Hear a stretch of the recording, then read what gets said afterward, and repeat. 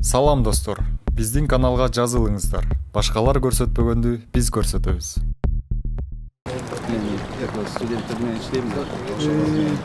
Geworden und wir haben 3 Betriebszweige.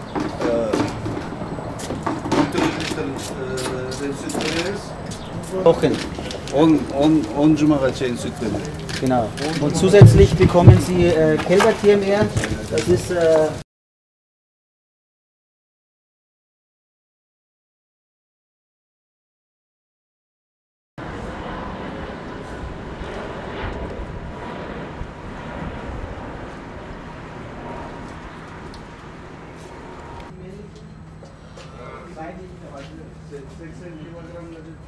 Жылуулукка анан электричество чыгарамын.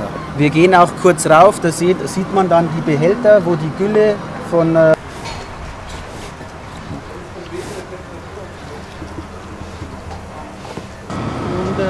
hier wird Feststoff, also organisches Material oder Futterreste eingebracht.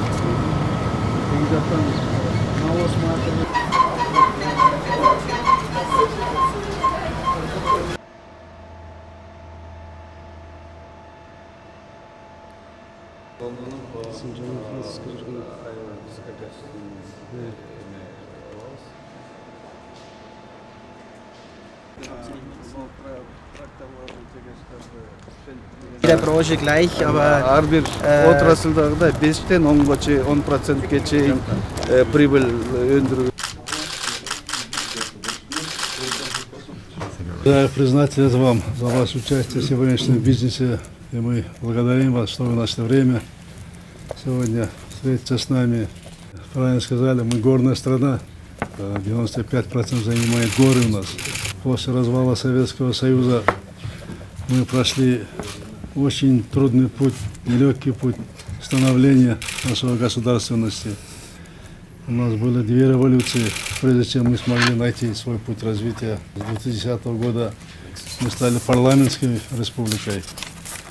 Мы уже твердо и целенаправленно идем по пути демократии, где будут соблюдаться права человека, уважать права человека, где мнение людей она будет стоять на первом месте.